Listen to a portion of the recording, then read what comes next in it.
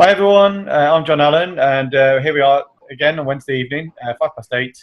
We're just starting the 22nd principle of the success principles.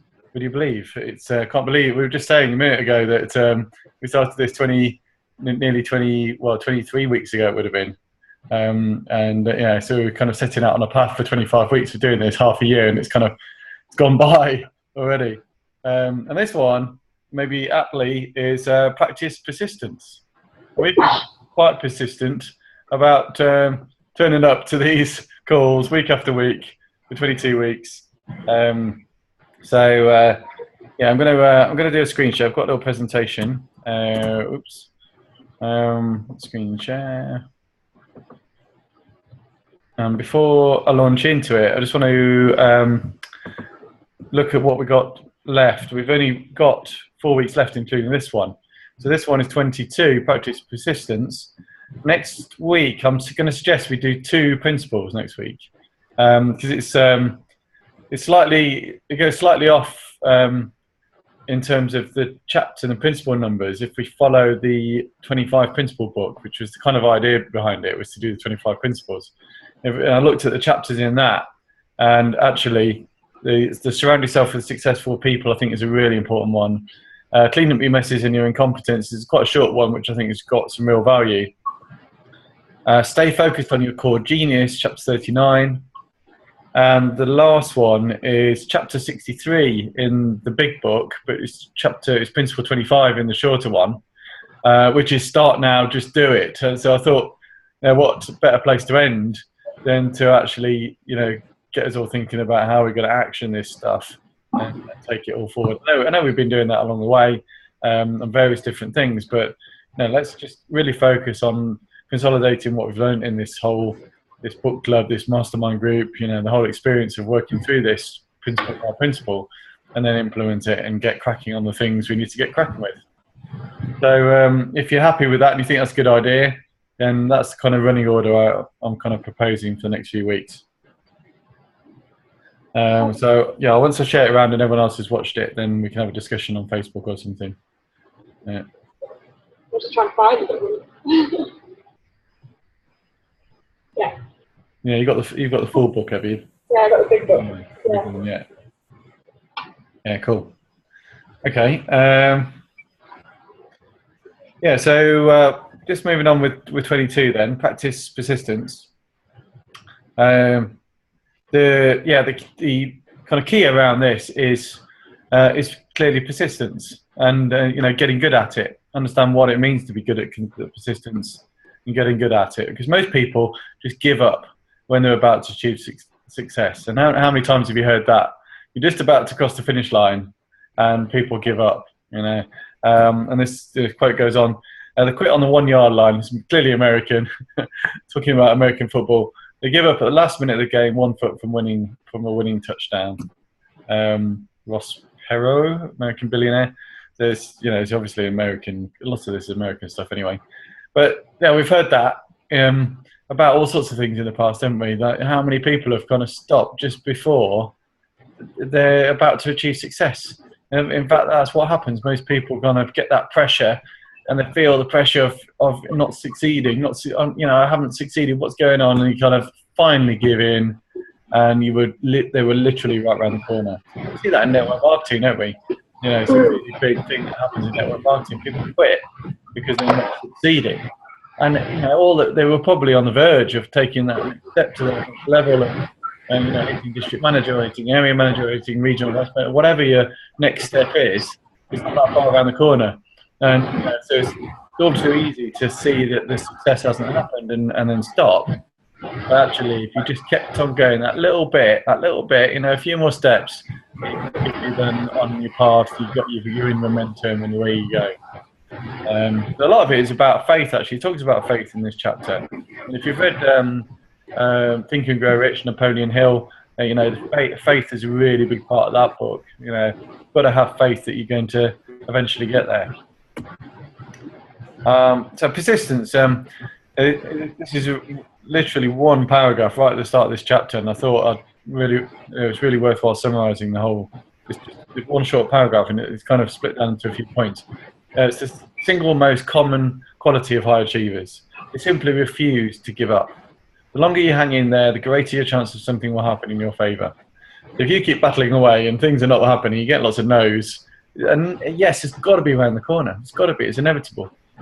No matter how hard it seems, the longer you persist, the more likely your success. It's kind of sums it up quite nicely. But he also points out that it's not always going to be easy. There are going to be obstacles. Things are going to step in your way. Life happens, doesn't it? We're constantly, things are bombarding us from one part of life to another. Obstacles get in the way. And yes, even unseen ones, hidden obstacles that we can't predict, can't plan for, they're around the corner. They're gonna be popping up when you're probably at the worst moment usually. Some of this stuff. So with the best laid plans, you can't set it all out. Meticulously, this is what I'm going to do. This is what I'm going to do, because things are going to come along and stand in your way. There was this statement in there, and I thought that was really apt. And I know a lot of us have experienced this already. Is the universe will test your commitment to your goals. It definitely feels like that, doesn't it?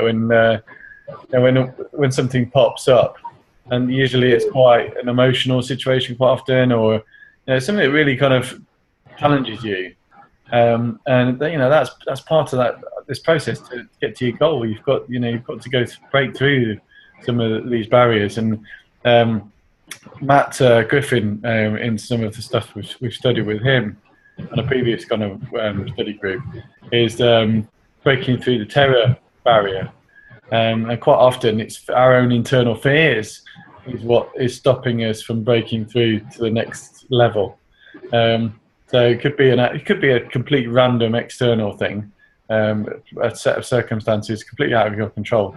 But it could equally be an internal fears creating this false barrier that you've got to build up in your mind that's suddenly stopped you from taking action. And either which one of those it is, then it's going to put the brakes on. So a lot of this is really about understanding it's going to be tough. And there's going to be times where you've got to hang in there, and maybe you've got to learn new skills, and maybe you've got to make some difficult decisions, but you need to keep moving forward. History has demonstrated that the most notable winners usually encountered heartbreaking obstacles before they triumphed. They won because they refused to become discouraged by their defeats. And we hear about that all the time as well, don't we? Actually, the success stories of some people who have made it in the world, quite often actors, you hear about actor stories, don't you, where they had to go through some tough times. And I remember even in this book, there's stories about Jim Carrey and a lot of his challenges, and Sylvester Stallone, and how many doors he had to knock on to get his play, which he starred in, the Rocky film and all that kind of stuff. It was some pretty devastating, hard times, emotionally challenging times that they had to go through before they eventually made that successful step and achieved success. And a lot of this chapter, if you read the chapter, it's definitely worth to read. A lot of it does talk about different stories. Canfield is really good at kind of bringing in relevant stories. And there's a story about XM Radio and the challenges they faced when they were trying to launch a satellite. And it's definitely interesting. There's a really interesting one that was kind of, sometimes you read these stories and it really is quite inspiring. And there was one about a chap who lost his leg to cancer, and he actually went off and ran pretty much a marathon a day for 143 days. And then this whole thing spurred something that raised $340 million for charity. There was another story about Debbie McComber, who, pursuing her dream, she'd been writing, and eventually her husband said, "Look, you're not bringing any income into the house. You need to give up." And 2.5 years went by, and she'd not achieved anything. She said, "Look, no, I can do this. Please, just give me another shot." And she kept going, and eventually, suddenly, I think it was another 2.5 years went by, when they were kind of scrimping and saving and, you know, limiting their outgoings. And eventually, the whole thing just took off, and she became a best-selling author. 60 million copies of her books were in print. And the husband who stuck by her now gets to retire at the age of 50 and lives and is now building an airplane randomly, building an airplane in the basement of their 7,000-foot square mansion. So, you know, it's kind of that faith in her paid off. But there's something interesting here about her routine. And she has a very structured routine about how she progresses. And she gets up at 4:30, which seems a bit crazily early for me. I've tried 4:30, but that didn't work. She reads the Bible. She writes a journal. 6 o'clock, she's doing laps in the swimming pool. They must have a swimming pool in the house somewhere. Not sure that's going to work for me either. Maybe they haven't got a paddling pool out in the garden. 7:30, she's in the office answering emails, and then she writes between 10 and 4, and she produces 3 new books a year using that kind of that discipline and perseverance. So it's, you know, it's interesting that, you know, a lot of that's formed about habits, and if you can get the habits right, then it becomes a lot easier to achieve perseverance with things, because it becomes a natural part of your routine. Whereas if you haven't got a habit formed around something, then sticking with a particular task or activity is a challenge, because you have to battle yourself to do it every day. So if you can find a way of something to become a habit, how much easier is it going to be that you're going to stick with it for a long period of time? Okay, so actually, before I move on to the next slide, oh, actually, no, this is relevant. I thought this was a good quote to put up here as well. No is a word on your path to yes. Don't give up too soon. Not even if well-meaning parents, relatives, friends, and colleagues tell you to get a real job, your dreams are your real job. And although it's so relevant for us in the, you know, in our world at network marketing, you know, because we get told, we face that all the time. You know, you're introducing the products or the company or network marketing to somebody, a friend, a colleague, you know, and you get those naysayers who tell you, you know, it's not going to work, get a real job, and you know how devastating that can be. So it's, you know, it's so important that you break through that, and, you know, keep on focused on your goals and taking the next step forward. It's quite funny actually that you said that today, because literally today Danny's put a video on Facebook of her father-in-law, because she's picked up her Mercedes today, of him taking back, kind of taking back what he said a year ago when she first started saying, sort of, you know, oh, what are you doing? You're dreaming, sort of thing. Yeah. What would you say to people now? Yeah, the dreams come true. Yeah.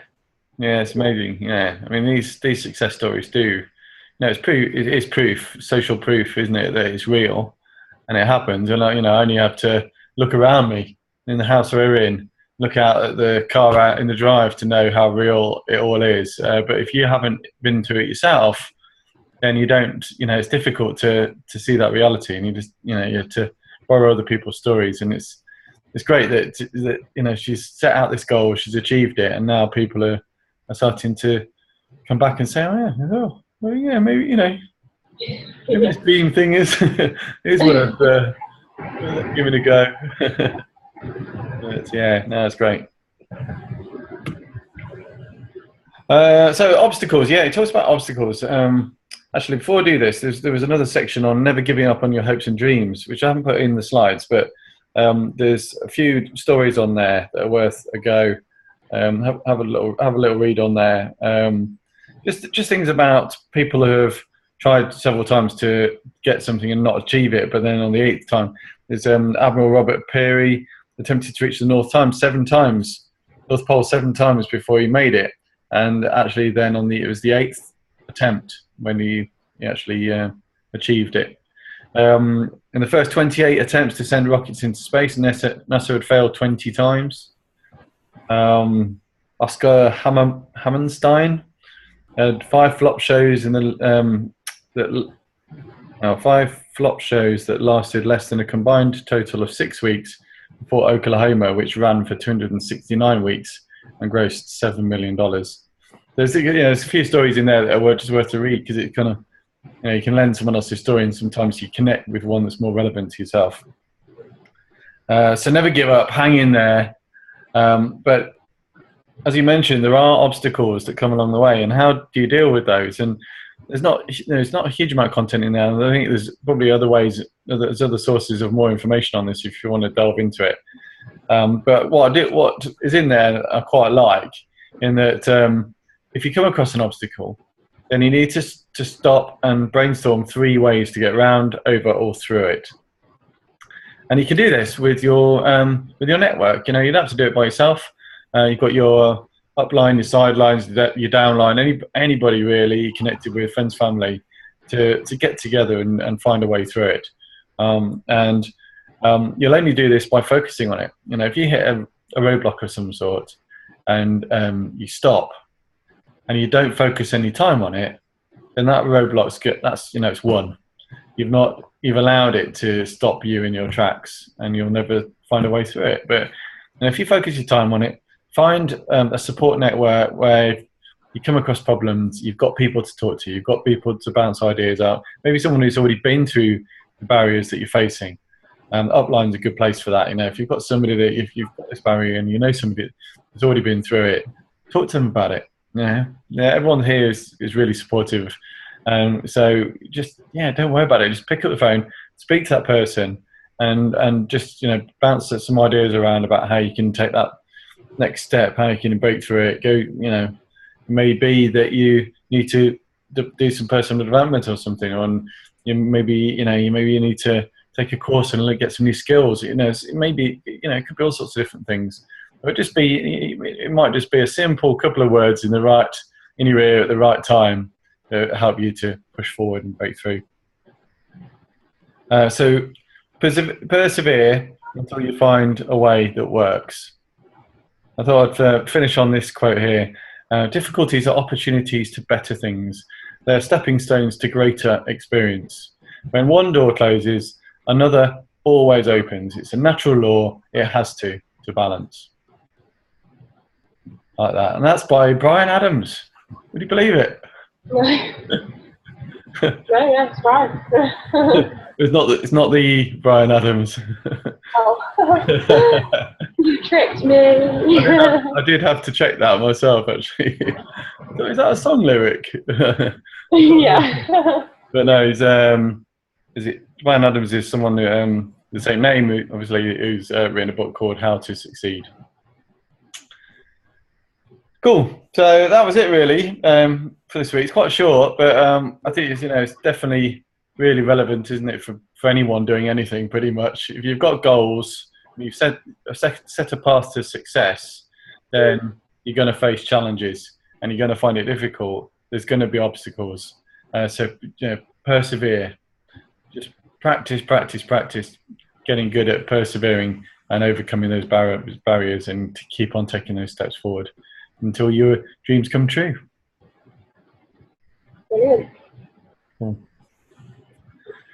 So next week we have chapter 25 and 28, or principle 25 and 28, which are, the first one, 25, is surround yourself with successful people, and the other one, 28, is clean up your messes and incompletes. Which I think, having looked at the chapters left, those are two of the ones that I think are really important. And we kind of know some of this stuff anyway, but I thought it'd be really good to spend a bit of time just focusing on those, and understanding how important it is to those 5 people you surround yourself with, and also to make sure that you have an uncluttered life. And something I've really worked on, actually, coming out of a cluttered place to having an uncluttered world, and how important that is. They talk about that quite a lot. An uncluttered desk, and what that means about what's going on inside. Bob Proctor talks about that. Are you looking around earlier? Yeah. What's your desk look like? Be honest. Bit of a mess. There's a lot of post-it notes and paper. What about your car? Worse. Yeah. Well, Bob Proctor would say that says a lot about what's going on inside here. Mind you, it's all in one little sort of section now. All the mess is in one section. The rest of it's all right. So organised chaos. So maybe that says something. That's got to say something as well. But yeah, no, it's interesting stuff because if you do live in an uncluttered world, and Zoe's a lot bit like that, and I'm sure she won't mind me saying, but she's kind of a bit of a clutter.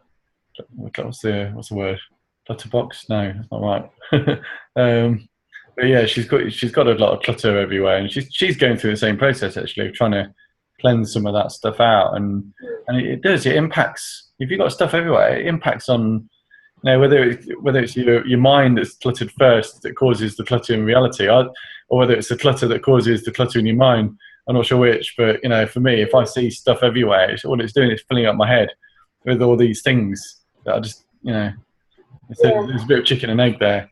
So if you can find a way of uncluttering, and clearing out, and finishing things that are incomplete, and it's got to help you to be able to focus, and it's all connected in with all this stuff. Perseverance. If you want to focus on your goals and overcome rejections, if you've got loads of incomplete things and your mind's in a bit of a mess, going from one thing to another, it's less likely to allow you to focus and achieve the success in the things you need to.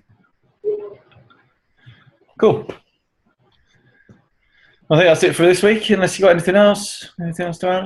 No, I don't think so. There's a couple of points that sort of can really relate to. I know this isn't really sort of part of this week's chapter, but what you said about the clutter, definitely, and having incomplete things as well.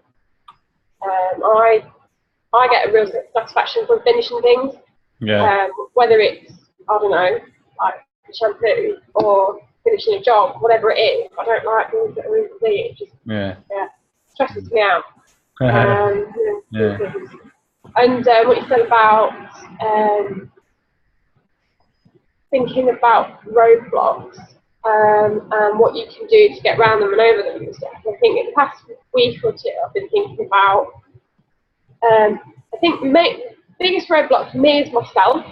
So what I did is I messaged a few people, and then Zoe actually did a sort of called me on Sunday, and it really, really helped just put everything into perspective. But I think my point is just goes to show, if you can pinpoint what it is that's holding you back, and you can try and do something about it, then it can really, really help. Yeah, definitely. Yeah, I think it's so important. Just talk to people. Sometimes you don't know what it is. And it just takes that conversation with somebody who's been through it, and you'll just uncover it like that, and then you've got some steps forward to getting the right results. No, it's good stuff.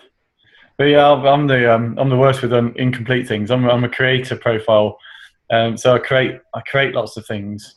I've created different businesses, and I've started clubs and all sorts, and I never finish anything. I'm terrible. I need to have people around me that can finish things, and it's really important. Now I'll start working on the garden or build something in the garage, and it's just things don't get done. Annoying. I need to employ a team of people around me all times to finish the things that I start. That's what you need, yeah. How can I get around it? Just get some. Cool. So what is the plan next week then? Is Danny it's either going to be Danny or Amy, I think. Unless you're up for it. You've done quite a few recently anyway, haven't you? Yeah, I'm a bit busy this week. Yeah. Yeah. Well, I'll fire it back to those two then.